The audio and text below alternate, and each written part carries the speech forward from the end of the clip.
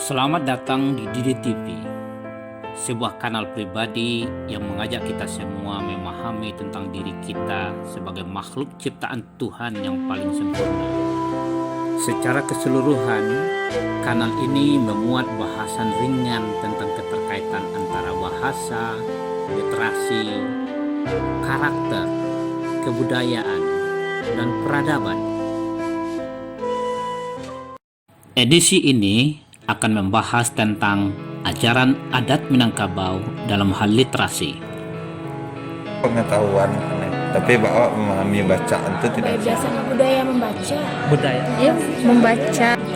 budaya membaca. Satu bacaan gitu. Satu bacaan. Dari sekian banyak pemahaman tersebut, kita dapat mengelompokkannya atas 3. Pertama, literasi dipahami sebagai bahan bacaan, buku, majalah, surat kabar, dan teks digital. Kedua, literasi dipahami sebagai karya sastra atau kesusastraan. Ketiga, literasi dipahami sebagai kemampuan membaca dan menulis. Ya, secara sederhana, literasi adalah kemampuan baca tulis, bukan bahan bacaan, bukan pula kesusastraan, kendati pun ketiganya saling berkaitan.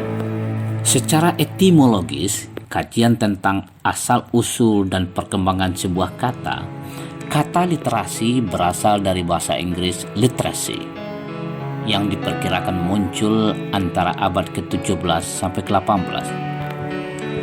Ia adalah kata benda yang berasal dari kata sifat literate.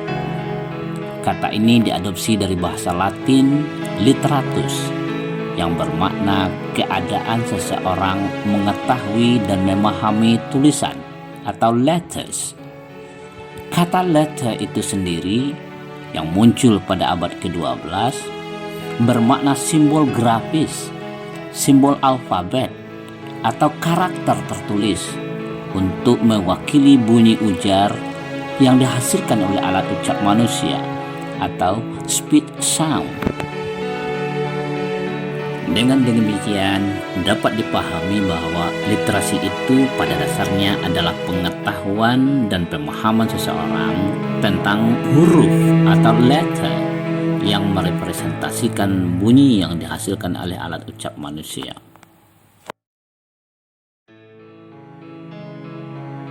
Jika pemahaman ini dijadikan sebagai dasar untuk menjelaskan konsep membaca, maka wajarlah banyak masyarakat yang mengajar anaknya membaca dengan menyuruh anak-anak tersebut mengucapkan atau mengartikulasikan huruf seperti a dibaca mama, b-u-d-i dibaca budi. Namun, apakah memang itu yang dimaksudkan dengan membaca? Pada suatu daerah terpencil di Pulau Sumatera bagian tengah, seorang guru sekolah dasar mengajarkan siswanya membaca. Anak-anak, coba perhatikan. Ini huruf apa? Tanya guru kepada anaknya. B. Kelas bergemuruh. Ini? Tanya guru berikutnya. A.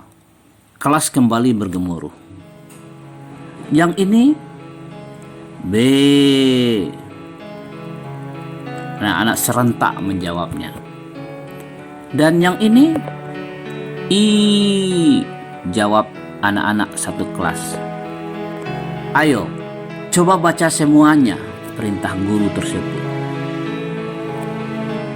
Babi. Kelas kembali bergemuruh. Namun, di sela gemuruh suara anak-anak membaca babi, terdengar suara lantang seorang murid mengucapkan jukut. Kelas akhirnya gaduh oleh gelak tawa murid yang lain membuli murid tersebut. Murid tersebut tidak merasa bersalah dan tidak tahu kesalahannya.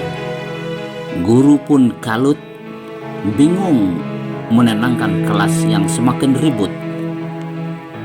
Kasus ini mengilustrasikan bahwa telah terjadinya kesalahan dalam praktik pengajaran literasi yang kita kenal dengan pelajaran membaca. Dari kasus ini muncul pertanyaan, apa yang dimaksudkan dengan membaca? Atau dengan pertanyaan yang lebih terarah, apakah dengan membaca seseorang memperoleh makna, pesan, informasi, atau pengetahuan dari teks atau tulisan yang ia baca? Atau apakah di dalam bacaan tersebut memang ada pesan, informasi, dan atau pengetahuan? Jawabnya jelas tidak. Tidak ada pesan, tidak ada makna, tidak ada informasi, dan tidak ada pengetahuan di dalam buku dan bahan bacaan itu. Kalaulah benar membaca adalah padanan dari kata Iqra, sebuah perintah Allah kepada Nabi Muhammad SAW dalam surat pertama yang diwahyukannya, maka tidak masuk akal membaca itu adalah mengartikulasikan simbol tertulis, karena Muhammad sampai akhir hayatnya tidak kenal dengan sistem tulisan. Demikian halnya dengan orang Minangkabau.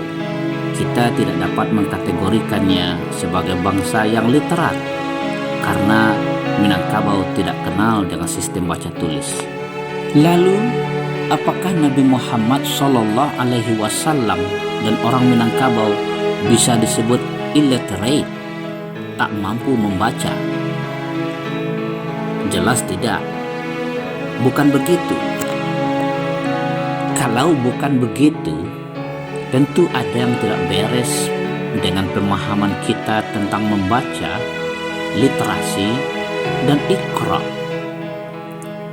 Kembali pada pertanyaan di atas, apakah dengan membaca seseorang memperoleh makna, pesan, informasi, atau pengetahuan dari teks atau tulisan yang ia baca?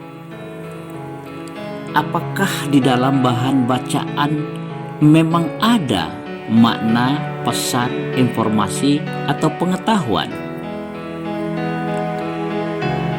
Atau apakah di dalam alam semesta terdapat pesan, informasi, makna, dan pengetahuan? Jawabnya tidak. Seseorang tidak akan memperoleh pesan, informasi, makna, pengetahuan dari dalam buku, bahan bacaan, atau alam semesta. Tapi seseorang menciptakan atau membuat makna, pesan, informasi, dan pengetahuan di dalam otaknya sendiri, bukan memperoleh. Mari kita perhatikan ilustrasi berikut ini. Dari gambar tersebut, kita menciptakan informasi, pesan, dan pengetahuan di dalam otak kita sendiri bahwa perempuan tersebut berdiri di depan rumah tua bersejarah. Padahal tidak ada yang berada di depan dan tidak ada pula yang berada di belakang.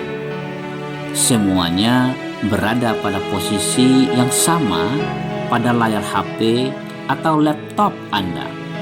Coba lihat ke belakang layar laptop Anda, ke belakang layar HP Anda. Adakah yang berada di posisi depan atau belakang? Dari gambar ini, Anda akan menciptakan informasi bahwa bola nomor 1 berada pada posisi paling depan. nomor 2 di belakang nomor 1, dan seterusnya sampai pada nomor 5 berada pada posisi paling belakang. Padahal sesungguhnya tidak ada yang depan dan juga tidak ada yang di belakang. Dari gambar ini, sebahagian kita melihat bahwa di dalam botol ada gambar perempuan, sementara yang lain menciptakan informasi, pesan, atau pengetahuan bahwa di dalam botol itu ada gambar ikan lumba-lumba. Dari gambar ini, kita menciptakan informasi di dalam otak kita bahwa ada dua wajah saling berhadapan, berwarna hitam. Namun, ada juga yang menciptakan informasi, pesan, atau makna bahwa ada sebuah piala berwarna putih. Sekarang, mari kita bersama membaca teks berikut ini. Selama musim kemarau, listrik di kampung kami sering mengalami gangguan.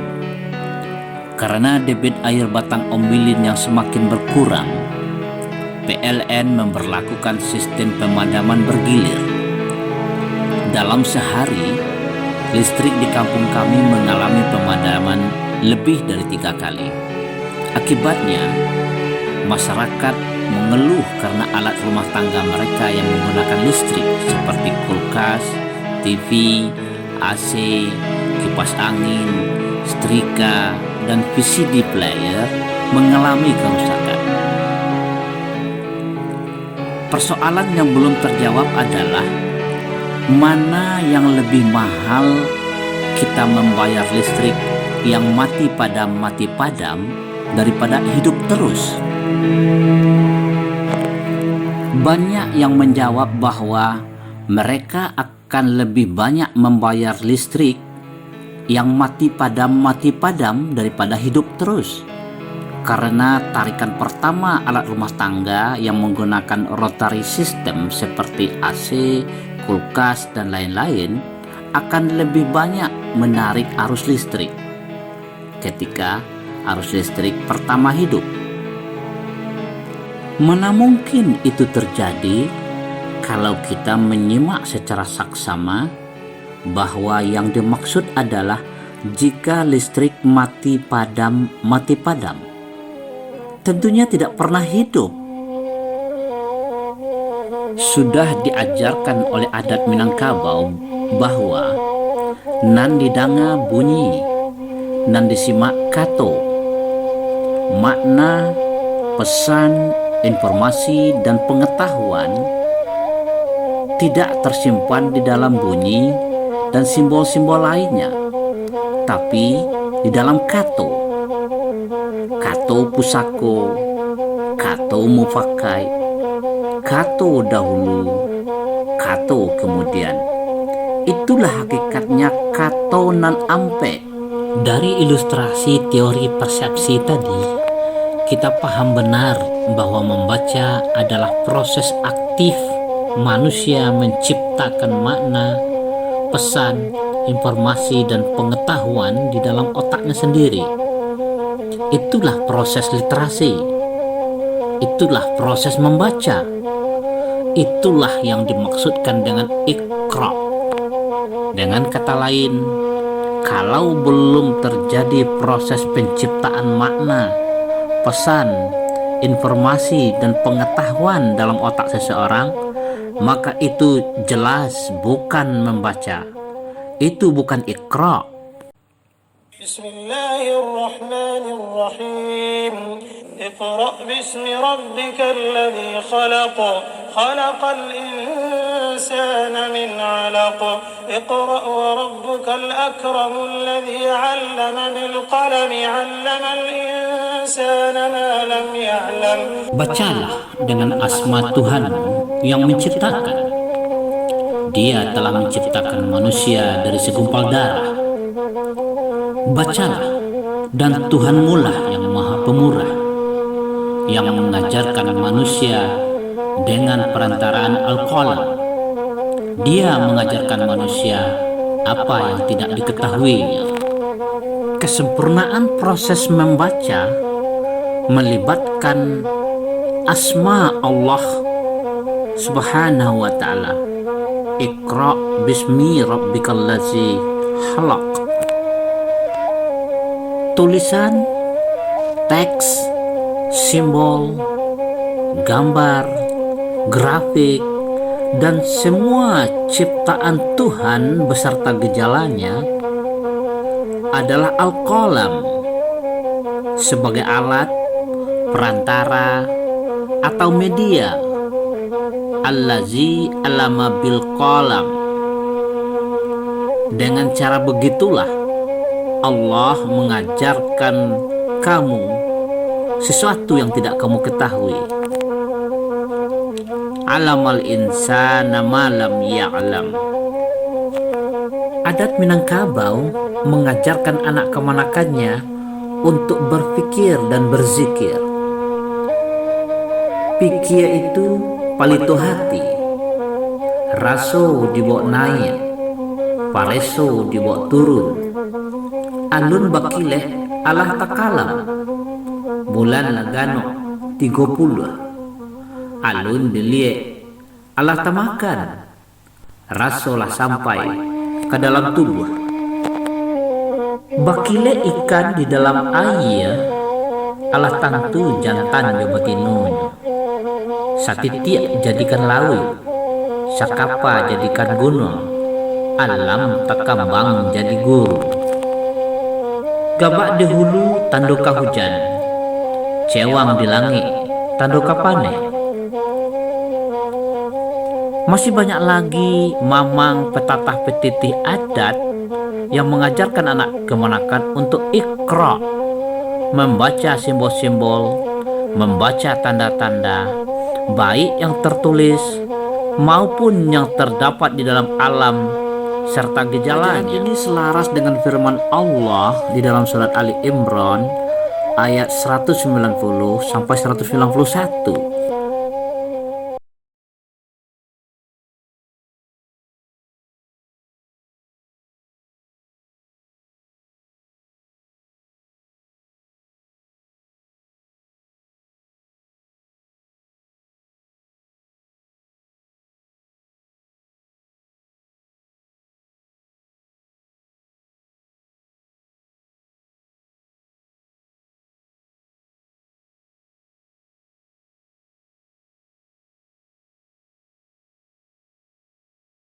Sungguh dalam penciptaan langit dan bumi, silih bergantinya malam dan siang, terdapat tanda-tanda keesaan dan kebesaran Allah bagi kaum yang berpikir, yaitu mereka yang mengingat Allah sambil berdiri atau duduk atau dalam keadaan berbaring, dan mereka memikirkan tentang penciptaan langit dan bumi seraya berkata, "Ya Tuhan kami, tiadalah Engkau menciptakan ini dengan sia-sia.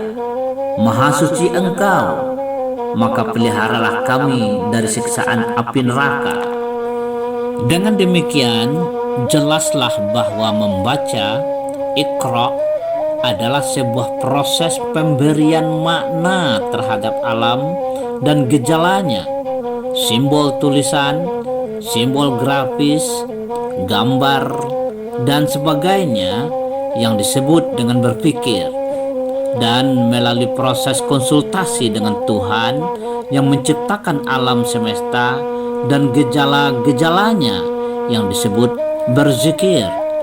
Sedangkan literasi adalah kemampuan seseorang melakukan proses membaca atau Iqra serta menggunakan pesan, makna, informasi, dan pengetahuan tersebut dengan bertanggung jawab kepada yang mengajarkan kita dari sesuatu yang tidak kita ketahui, Allah Subhanahu wa ta'ala.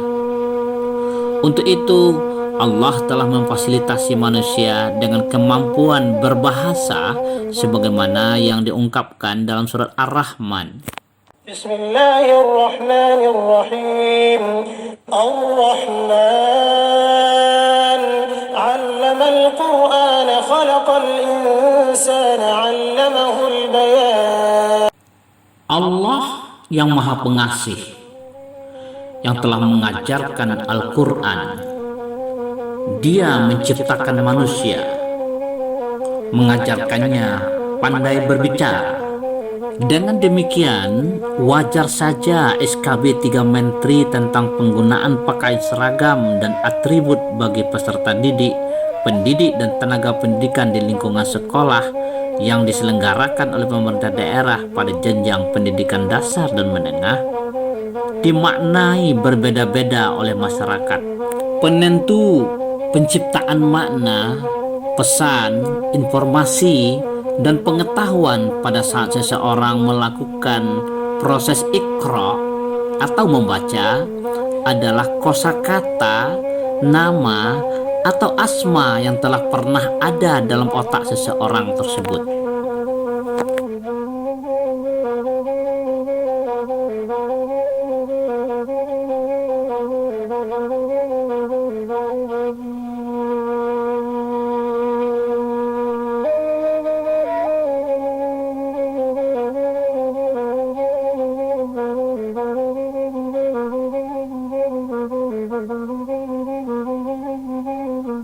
Thank you.